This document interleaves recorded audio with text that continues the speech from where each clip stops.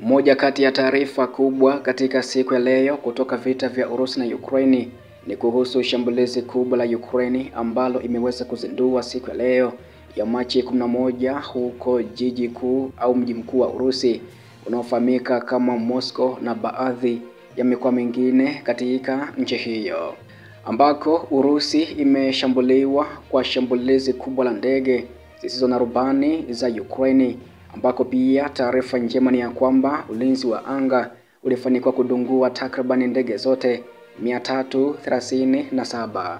Taarifa kamili kuhusu shambulizi hili ni ya kuwa ndege zisizo na rubani takribani 74 zilidunguliwa zikikaribia mji mkuu wa Moscow mapema Machi 11. Mamlaka imeweza kuripoti hivyo, huku pia ikiashiria shambulio kubwa zaidi la ndege zisizo na rubani dhidi ya mji mkuu wa Urusi wakati wa vita kamili. Wizara ya Ulinzi ya Urusi ilisema ya kuwa vikosi vyake viliweza kuzuia shambulio kubwa la ndege takribani 337 kutoka nchini Ukraine katika mikoa mingi, ikiwa ni pamoja na 91 huko mkoani Moscow au jiji kuu la nchi hiyo, lakini pia ndege zingine 126 katika jimbo la Kursk, 38 huko mkoani Bryansk na zingine katika mkoa wa Belgorod, Ryazan, Kaluga, Lipetsk, Orol, Voronezh na huko Nizhny Novgorod. Hii pia ndiyo idadi kubwa zaidi ya ndege zisizo na rubani zilizorushwa dhidi ya Urusi katika shambulio moja wakati wa vita au tangu kuanza kwa vita hivyo, ambako pia mgomo huo umefanyika wakati wajumbe wa Ukraine na kutoka nchini Marekani wanakaribia kukutana nchini Saudi Arabia ili kujadili au mazungumzo kufanyika rasmi katika uwezekano wa makubaliano ya amani na Urusi, ambapo afisa wa Ukraine wanaripotiwa kupanga kupendekeza kufikiwa kwa makubaliano kwa sehemu ambayo yatahusu mashambulizi ya anga na operation za majini. Huduma za dharura zinafanya kazi katika eneo la vifusi vilivyoanguka katika maeneo hayo, ambako meya wa Moscow anayefahamika kama Sergei Sobyanin alisema hivyo akiripoti uharibifu mdogo kwenye jengo la jiji hilo. Pia meya huyo alihusisha shambulio hilo na jeshi la Ukraine. Majira ya leo saa 4 asubuhi, mashambulizi makubwa ya ndege zisizo na rubani dhidi ya Moscow yalianza. Gavana Andrei Volobyov aliandika hivyo kwenye chaneli yake ya Telegram, ambapo mabaki ya ndege zisizo na rubani yaliharibu maghala katika wilaya ya Lenetsk. Pia yalichoma moto magari 20 kwenye eneo la maegesho huko Domodedovo na kuharibu jengo la orofa katika mji wa Rameskoye. Watu 3 wameuawa katika mkoa wa Moscow kutokana na mgomo huo, Volobyov alidai. Hii pia inaripotiwa ya kuwa ni pamoja na mlinzi wa usalama mwenye umri wa miaka 38 katika mji wa Domodedovo kusini mwa Moscow na wanaume 2 ambao walifariki dunia baadaye wakiwa hospitalini. Wengine 18 wakiwemo watoto 3 walijeruhiwa katika eneo hilo, wizara ya afya imeweza kueleza hivyo, ambako pia hadi sasa jeshi la Ukraine bado halijatoa maoni yoyote kuhusu shambulizi hilo. Viwanja vya ndege vya huko Domodedovo, Sheremetyevo, Vnukovo na Zhukovsky mjini Moscow vilianzisha vizuizi vya muda vya safari za ndege ili kukabiliana na shambulizi hilo la ndege zisizo na rubani. Shirika la shirikisho la usafiri wa anga la Urusi limeweza kuripoti hivyo na kukumbusha kwamba pia unaweza kupata matukio haya moja kwa moja kabisa kutoka mstari wa mbele wa kivita huko nchini Urusi na Ukraine kupitia grupu letu la WhatsApp,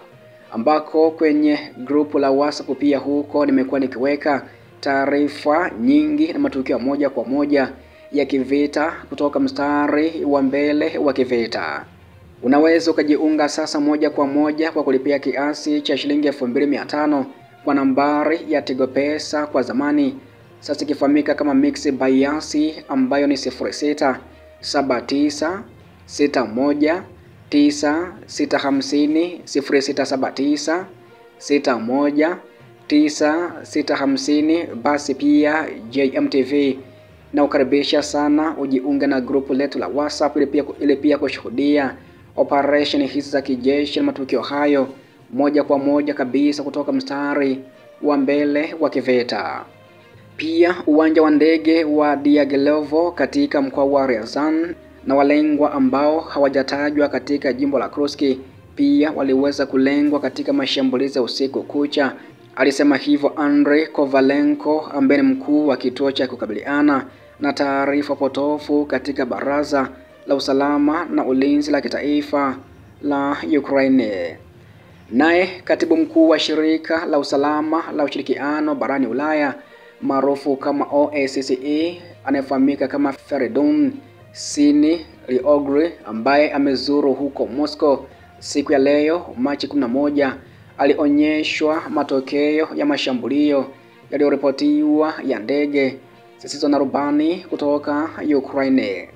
ambako pia au japo Urusi yenyewe pia imeendelea na mashambulizi yake ya kila siku dhidi ya Ukraine kwa makombora, ndege zisizo na rubani na mabomu ya kuongozwa, ambako jeshi la anga la Ukraine limeripoti kunasa ndege takriban 79 kati ya 126 za Urusi zilizoweza kurushwa usiku kucha wa Machi 11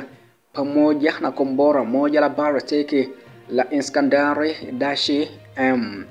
Msemaji wa Wizara ya Mambo ya Nje ya Urusi anayefahamika kama Maria Zakharova alisema ya kuwa mkuu wa OSCE alijionea mwenyewe uharibifu huo, akiandika kwenye Telegram ya kuwa haiwezekani kukataa kilicho dhahiri, hasa kile ambacho wameona kwa mambo yao wenyewe. Wakati huo pia Andrei Katapelovi ambaye ni mkuu wa kamati ya ulinzi ya jimbo la Duma la Urusi aliweza kutoa wito wa mashambulio ya kulipiza kisasi kwa Ukraine kwa kutumia kombora jipya la masafa ya kati linalofahamika kama Oreshnik. Migomo hiyo ilitokea wakati wajumbe wa Ukraine na Marekani walipopangwa kukutana huko Saudi Arabia kufanya mazungumzo ya amani dhidi ya Moscow.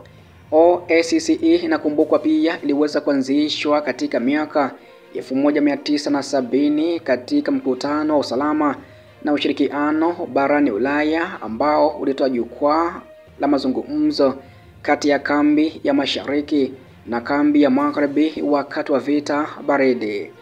Na huu ndio mwisho wa taarifa hii ya shambulizi kubwa la ndege zisizo na rubani za Ukraine huko nchini Urusi katika siku ya leo, ambako pia iliweza kurusha ndege kuelekea katika mji mkuu wa Urusi au jiji kuu la Urusi maarufu kama Moscow, na ndege hizo pia ziliweza kudunguliwa katika mji huo. Hivyo basi taarifa zingine zaidi kuhusu kile ambacho kinajili katika vita vya Urusi na Ukraine, na kuahidi ya kwamba endelea kunitembelea kila siku na kila wakati. Pia umebonyeza neno subscribe kama bado hujafanya hivyo, pia taarifa hizi uweze kuzipata kwa muda mwafaka kabisa pindi tu ambapo unakuwa nimezipandisha rasmi kabisa kwenye jukwaa letu pendwa la YouTube maarufu kama JMTV.